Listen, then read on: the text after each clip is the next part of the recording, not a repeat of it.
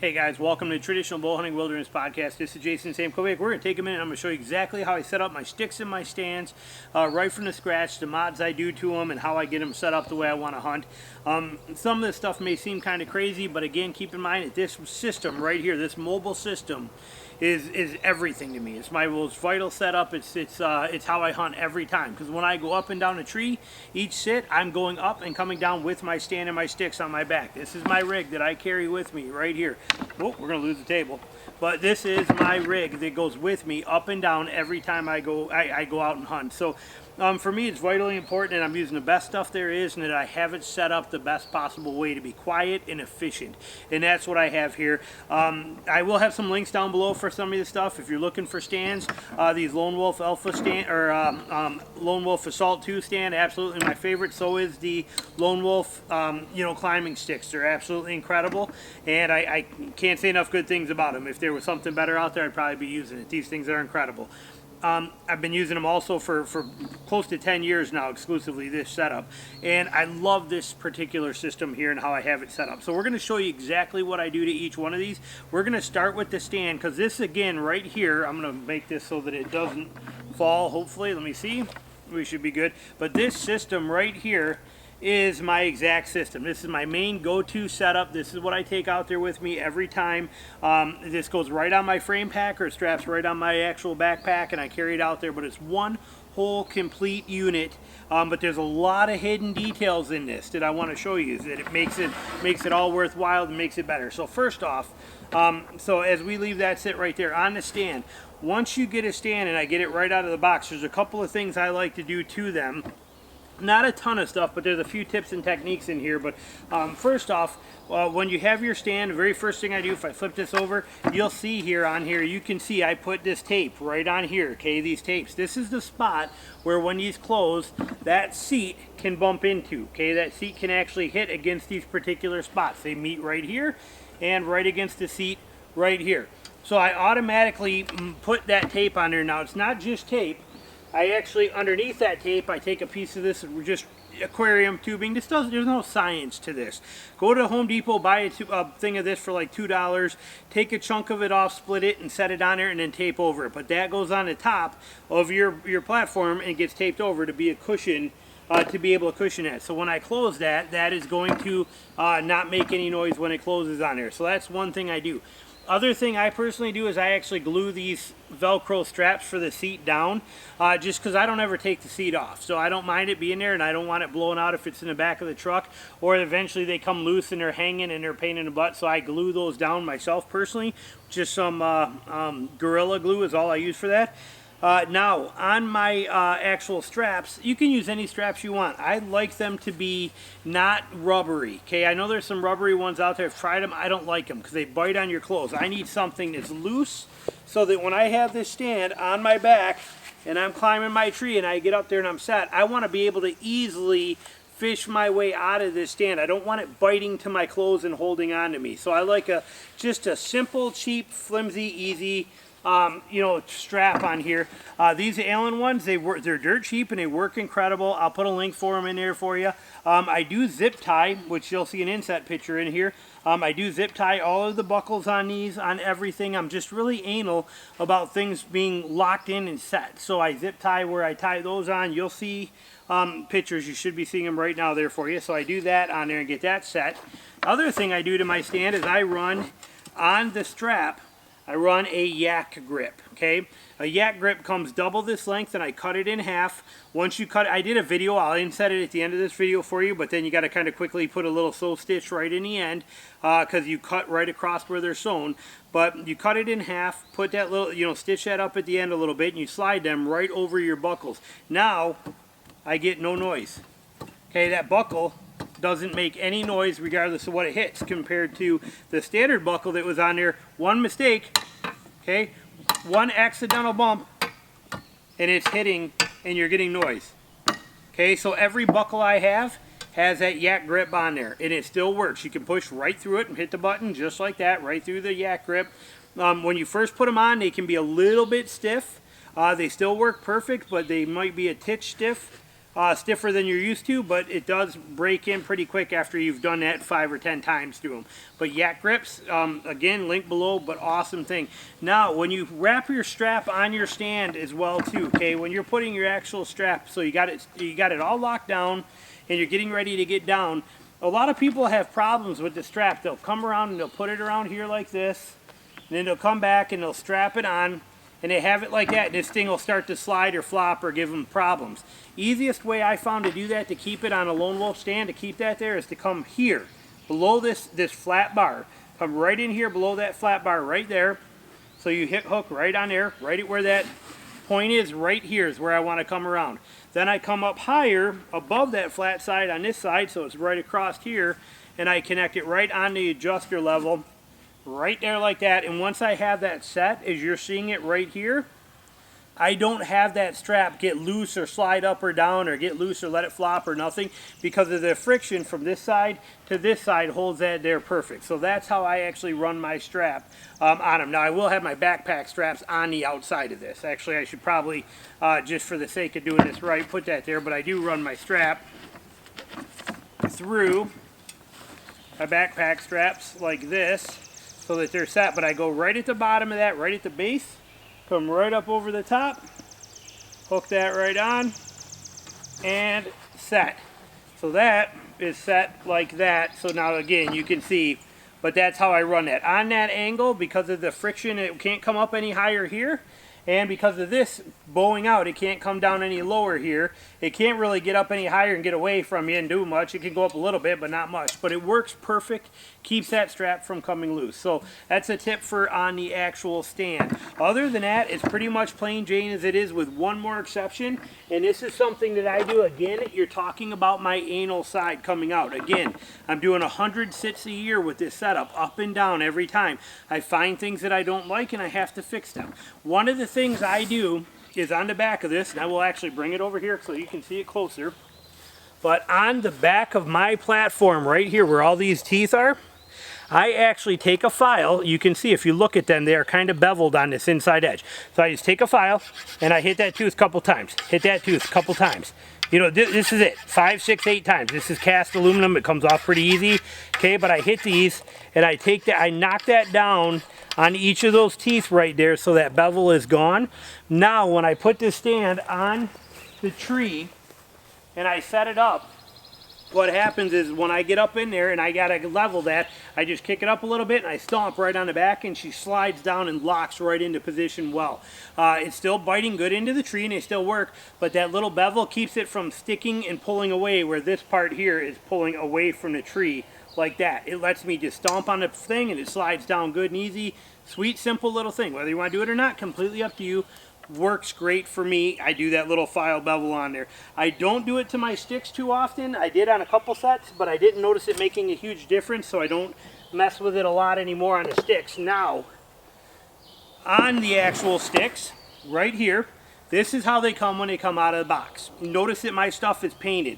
My hunting stand is painted right here. My sticks are painted. I actually did a video on that, but I paint them on purpose. I want them camouflaged. And it also forces me every year that I paint them to go through and make sure everything is checked. Every washer, everything is spot on and perfect on them. So that's the reason I paint them. But that other stand is not painted because that's my backup stand, and that way I can tell them both apart.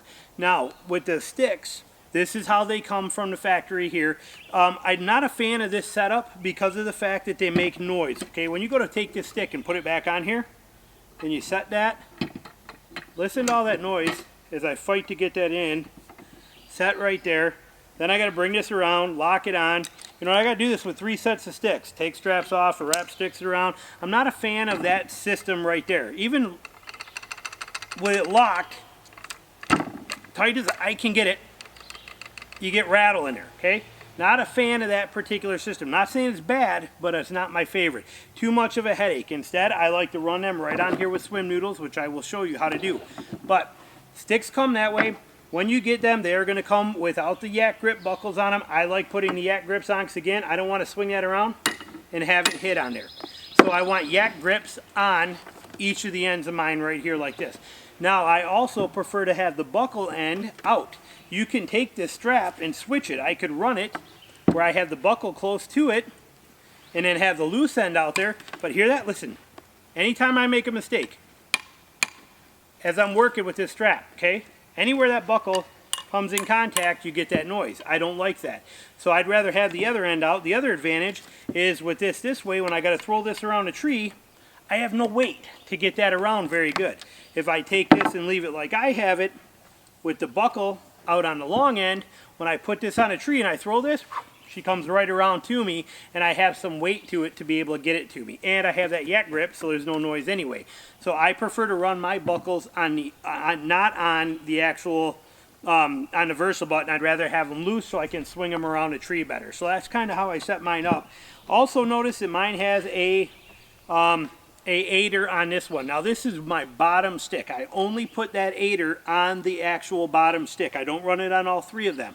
But it allows me to get that much higher. So when I go to hang this stick on the tree and wrap it in, where most people are going to hang that stick about right here so that they can actually get to that first step. See where that height of that top one is? Okay, they're going to hang it here. I can actually hang this stick right here, which is way up there. I mean, that's huge. I mean, you guys can't even see it in the videos probably here, the thing, but I mean, yeah, I can't even get far enough away for you to see, but we're talking a long way up there. The advantage to that is because now I have that extra step, so I'm gaining 2 feet higher than where I need to be. So when I set my first stick, I actually put this as high as I can, and I throw it around right up there, you know, up as high as I can to do it so that I get the advantage of that aider. How this aider is made, they are very simple. This is tubular webbing here, okay? It's actually hollow in there. You can actually open this up. This webbing, as you can see, I put a piece of rope in here, but it's actually hollow tubed webbing. Okay, you buy this stuff on Amazon. I'll put a link down there for you below. But then what I did is I put a piece of this stiff mountain climbing rope. This is what I make my lineman belts out of, but you can see it's pretty stiff. It holds its shape very well. I actually just stuck a piece of this inside of here to create that loop at the bottom for my foot. So when I'm coming down or going up, I don't have to worry about this closing on me. This stuff works good. Another thing that you can do that a lot of people use in there instead of this rope is a piece of PEX. PEX is that red plumber's tubing. You get it, you know, water line that you get at any Home Depot or any hardware store. It's very, very flexible, and it holds its shape really well, and it works great for inside of here as well too, that PEX tubing. Just take your 1-inch tubing up there and take a piece of it up there with you, find what size fits that you like the best for the amount of rigidity, and stick it inside of that tubing, and then you just tie it on there. There are different ways. Some people like to undo this whole assembly, put it on so the knot's here and there. Me personally, all I do with mine when I put them on there is I actually just tie this in a knot right here. I hang it right on this back V-bracket, and then I put it on here, and then there's actually, you can see there's a wire in there. That's a piece of trapping wire. I'll show you what it is, but I actually put it on there, I twist it, and I take pliers and I twist it really tight so that's not going to slide or loosen. I put a couple zip ties on there just to be safe too, but that wire holds that on there incredibly well.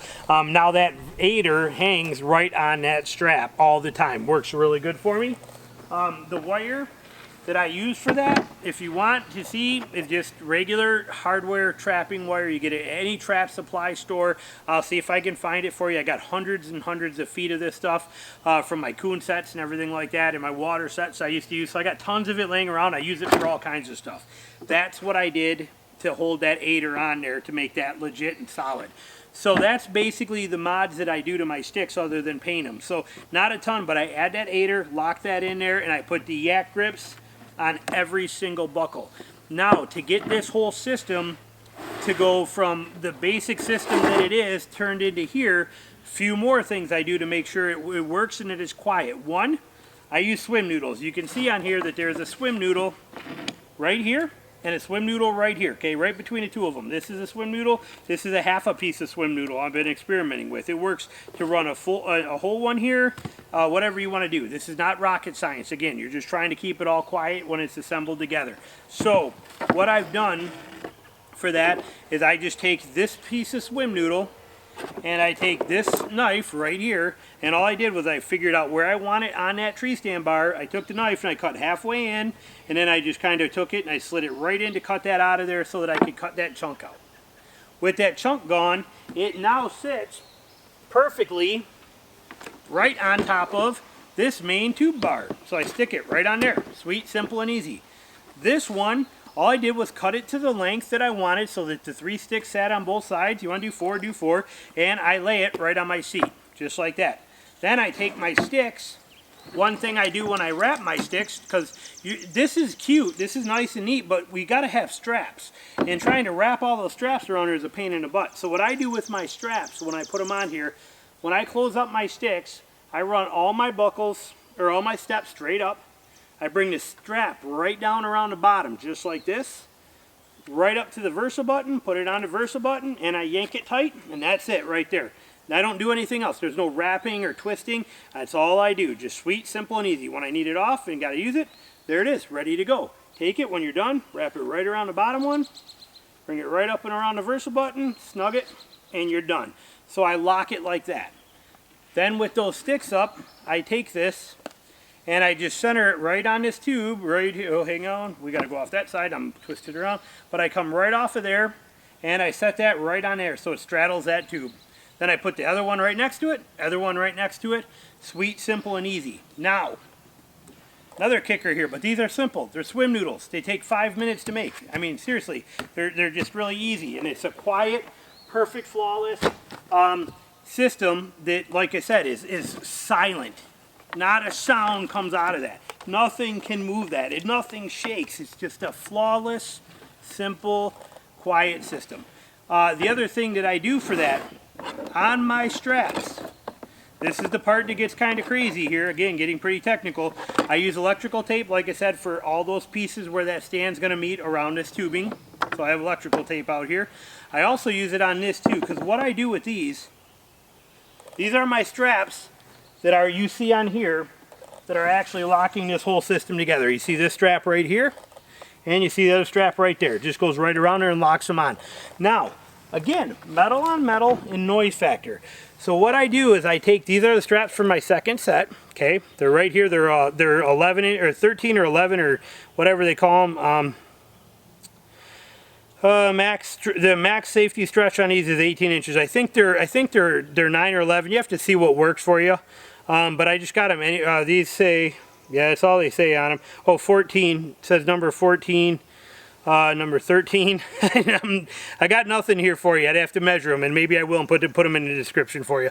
But these rubber straps, that hook comes around a lot further like this. I cut that off. I actually cut that off on my grinder, and then I have a piece of very thin aluminum, aquarium tube. Again, I took this hook with me to Home Depot, this strap. I walked in there, I said, oh, this rubber tubing fits right on, or plastic tubing fits on there. So I bought, 10 feet of that tubing for $1.50. I put that tubing and I slide it right on there so it's around that hook. And then I just coated this with electrical tape. I did that for all 4 corners of these. Now, when I hook that, I go over there and I hook it, I come in and I grab, listen, no noise. No metal on metal noise that you would be getting from that to make that noise or bother you while you're out there hunting. So that little details make the difference on a lot of things. So each of my straps that are on here have that same exact setup on there to keep them nice and quiet. It lasts for a long time. I've been using that system now for, like I said, exactly as you see it, for 3 straight years. I haven't changed anything except for I swapped this swim noodle out from one of these ones, just because of the fact that I was curious. I had some of these bigger ones and I wondered if it worked if I used a flat one, but that's the only thing that has been changed on the system in 3.5 years.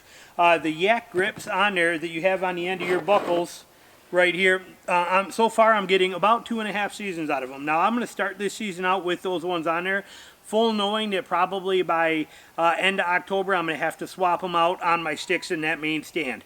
Not a big deal. It's pretty quick and easy. It takes about an hour because you got to sew the ends of those 4 up, but you're looking about an hour total time. So sweet and easy. So that's how I do it. That's the way I run these tree stands. That's the way I'm running these sticks. These are those fine little details that make sure everything is taken care of and good. I think I pretty much covered everything. But sometimes it's that little stuff that makes or breaks it. And my system right now is not only very efficient, with the fact that I have that 8er on there. I have 3 sticks getting me as high as anybody would get with 4 sticks, basically. Close enough anyway, as high as I need to be as a traditional bow hunter. These three sticks with that 8er let me get up there as high as I need to be. And my system is dead quiet, doesn't make a sound, and it's rock solid, and it just functions absolutely perfect. I've not yet found a better system out there that can even match or come close to what I can do with this system, and how fast, simple, and easy it is to go up, come down, repack, put away. So there you go. That's how I set up my sticks, my stands, and the mods I do to them, and I hope you enjoyed this.